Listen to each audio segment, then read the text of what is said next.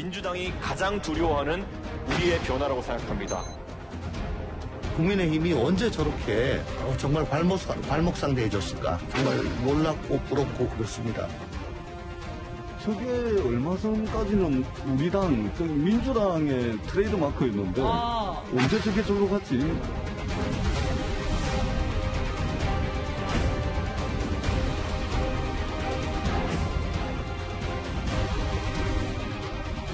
망상에 대해 가지고 제가 응답할 수가 없지만은 이렇게 모욕적인 발언을 들은 거는 참 유례가 없다고 생각하는데요.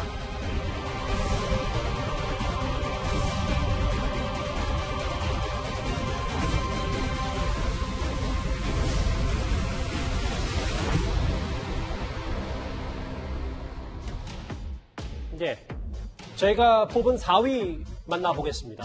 전당대회 이번 주 금요일입니다. 그리고 국민의힘이 오늘부터 모바일 투표를 시작했습니다. 세대교체냐 대역전극이냐 관심이 점점 높아지고 있는데 그런데 투표 시작부터 벌써 진흙탕입니다. 어떤 후보 캠프인지는 모르겠으나 명단 관리 하나 제대로 못하는 사람들이 대선에서 어떻게 신뢰감을 주면서 선거를 칠 수 있겠습니까? 선거 결과 이전에 당원 명부를 마음대로 뿌렸으면 이건 윤리위 가야 됩니다. 당연히 밝혀야 됩니다. 그런데 그것을 마치 특정 캠프 운운하면서 의도해서 네거티브를 한 것처럼 이 문제를 이슈화하는 것을 보고 이러한 정치를 하는 것은 좋지 않다라는 말씀을 드렸고요. 예, 이도하 변호사님. 오늘 꽤 국민의힘 내부에서 논란이 됐던 것부터 먼저 만나보면 실제로 이 당원 명부 유출건이 왜 이렇게 두 사람이 싸우냐. 일부 문자 메시지가 이준석 위험하다라는 문자 메시지가 뭐 당원들 통해서 전파되니까 이준석 후보 측은 이걸 특정 후보가 뿌린 거 아니냐 뭐 이런 해석까지 좀 나오고 있더라고요. 사실 이제 당내 경선은 항상 이제 당원 명부 갖고 여러 가지 얘기가 있어요. 뭐 총선 경선을 하든 이렇게 전당대회 경선을 하든 이제 원래는 중앙당에서 이제 딱 정해진 걸 주게 되는데 그 부분이 유출이 되거나 아니면 정해진 거 이외의 명단을 받았다거나 하면 상대방이 서로 예민해질 수밖에 없는 건데요. 근데 이제 답을 정해놓고 알고 시작하는 거랑 똑같다 이렇게 생각을 하니까 그런데 사실은 저도 이 문자를 받았어요. 그래서 저도 이 문자를 받고 저희 이제 오전에 투표를 했는데 이게 어젠가 뭐 왔던 것 같은데 문자를 받고 뭐 이걸 들어갈 필요가 있겠나 제목을 보니까 뭐 이준석은 뭐 이렇게 있어서 이제 내용이 뻔할 것 같아서 이런 걸 볼 필요가 있겠냐고 안 봤거든요. 근데 워낙 이렇게 화제가 돼서 그래서 오늘인가 이제 어젯밤인지 오늘인지 기억이 잘 안 나지만 한번 들어가 보려고 이 링크를 눌렀어요. 이제 거기에다가 문자 메시지 안에 들어가서 링크를 눌렀더니 링크가 연결되지 않습니다. 이렇게 되더라고요. 그래서 내용은 뭔지 알 수가 없어요. 저도 내용을 뭔지 알 수 없는데 근데 사실 이게 당내 경선에선 충분히 일어날 수 있는 일이고 예민한 일인데 그런데 이번에는 당내 경선이 당내 경선으로 끝나는 게 아니라 너무 국민적인 관심사가 많기 맞아요. 때문에 이런 부분에 대해서도 뭐 사실 이제 과거에는 이렇게 밖에까지 알려지지 않고 나갈 수 있는 문제인데 이번에는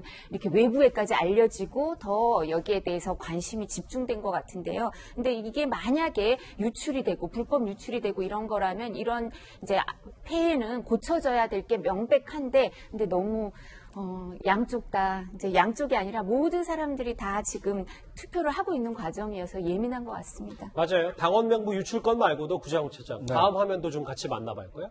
실제로 조영 후보는 여론조사와 다르게 실제 결과는 많이 다르게 나올 것이다. 뭐 이런 얘기는 충분히 할 수 있어도 네. 꾸준히 여론조사 음모론을 좀 제기하는 것 같기도 하거든요. 네.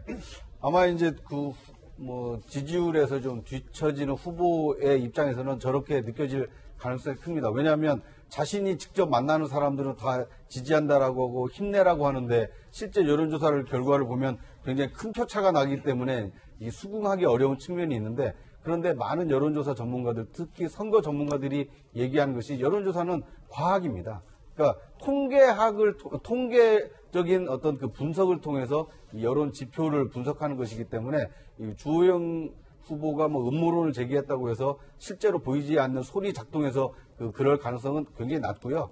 실제로 이 여론조사 기관들이 민주당에 비해서 지금 국민의힘 여론조사를 굉장히 많이 하는 것은 사실입니다. 왜냐하면 의외성이 있기 때문에 실제로 그런가를 확인해 보려고 하는 언론사도 많고 여론조사 기관도 많기 때문에 예. 민주당은 3번밖에 안 했는데 왜 우리 당은 17번이나 하느냐. 그것은 그만큼 뉴스 가치가 있기 때문에 더 많이 당원과 그 야당 이 지지층을 상대로 여론조사가 이루어지고 있는 것이고 그 조사 결과가 실제 그 당대표 그 경선 결과와는 좀 다를 가능성도 저는 있다고 봅니다. 왜냐하면 여론조사라는 것은 모수를 모든 국민이 다 투표에 참여한다는 것을 전제했을 때 결과입니다. 그런데 이 경선 여론조사라는 경선 결과라는 것은 경선에 투표한 사람을 모수 100으로 놓고 그 사람들이 몇 %를 지지했느냐에 따라서 이 당락이 갈리기 때문에 여론조사 결과와 실제 경선 결과는 달라질 수 있지만 그 지지율 격차가 오차 범위 내에 있을 가능성도 상당히 있다. 뭐 이렇게 보시는 것이 좋을 것 같습니다. 일단 과열 양상임에도 눈에 보이는 이준석 돌풍은 좀 여전한 것 같습니다. 대구에서 박근혜 전 대통령 탄핵 발언으로 승부수를 던졌는데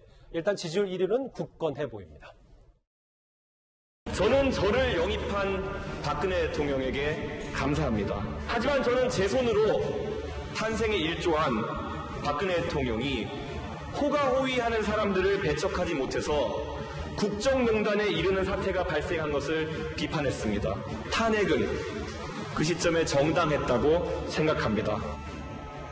박근혜 대통령이 나중에 이준석이가 당대표를 잘해가지고 칭찬받는 상황이 오면은 그분이 그래도 이준석이를 발탁한 거는 아주 잘한 일이었고 칭찬받을 일이다라는 이야기를 듣게 하는 것이 제 개인으로서의 아주 작은 목표입니다.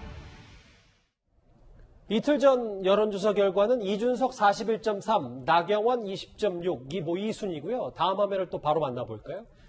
국민의힘 지지층을 대상으로 한 300여 명 가까이 한 여론조사에서는 이준석 49.9, 나경원 28.3, 그리고 주호영 순입니다. 이현정 의원님. 네. 글쎄요, 뭐 흐름이 중요하긴 한데 일단 이준석 후보가 대구 경북에서 박근혜 전 대통령 관련 발언을 한 것도 뭐 영향을 미쳤다고 볼 수 있습니까? 아니면 그런 건 전혀 상관이 없는 겁니까? 그러니까 이제 좀 전에 우리 주호영 의원 이제 여론조사 말씀하셨는데 제가 이제 며칠 주호영 의원 만나서 자꾸 여론조사 문제 제기하시길래 이 언론사가 할 수 있는 거는 당원 명부 없습니다, 언론사에. 그러니까 일반 여론조사라는 게 인구 분포에 따라서 하는 거거든요. 근데 왜 그거를 당원 분포에 따라서 하지 않냐 이렇게 말씀을 하셔서 아니 그러면 저희들 언론사한테 그 당원 명부 주십시오. 그러면 그걸로서 할 수가 있는데 이제 그런 오해를 하시더라고요. 이제 그런 말씀을 드리고 이제 문제는 저는 참 이준석 후보가 대구 가서 탄핵 이야기 저걸 할 때 깜짝 놀랐어요.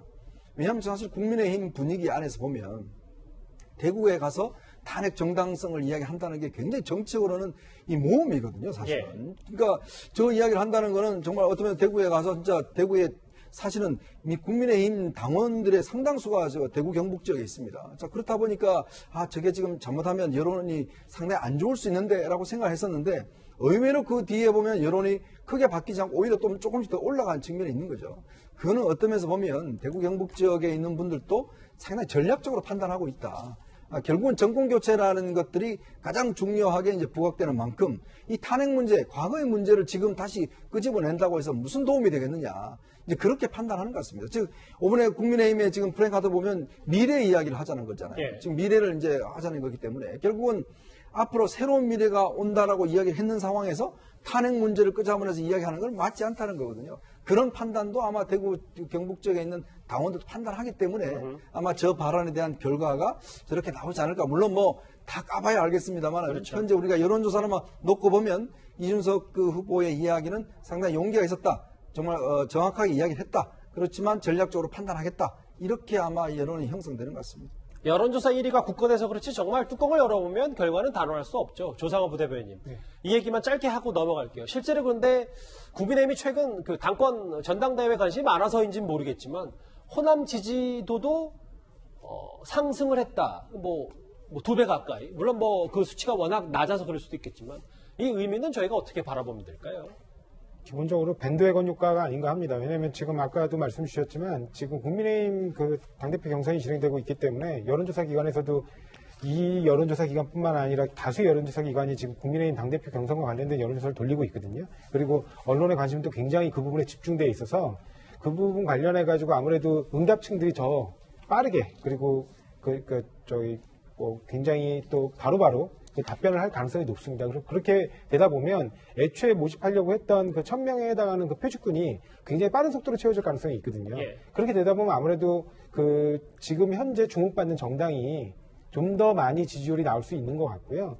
그리고 지금 이렇게 현상을 보시면 그러니까 이준석 후보 같은 경우가 보면 국민의힘 지지층에서 오히려 더 높게 나오는 경향이 있어요. 그거는 아무래도 일반 국민들 중에는 국민의힘 지지층 아닌 사람들이 있지 않습니까? 그런 부분에서 이른바 견제 효과가 오히려 작용한 것으로 보이고, 그렇기 때문에 국민의힘 지지층에서 오히려 더 높게 나온다는 현 상황에까지 이른 걸 보면 예. 아마 결과도 상당 부분 1위와 2위의 격차가 벌어질 가능성도 있다, 이런 생각도 듭니다. 예. 국민의힘 전당대회 당대표 선거 오늘 모바일 투표가 시작이 됐습니다.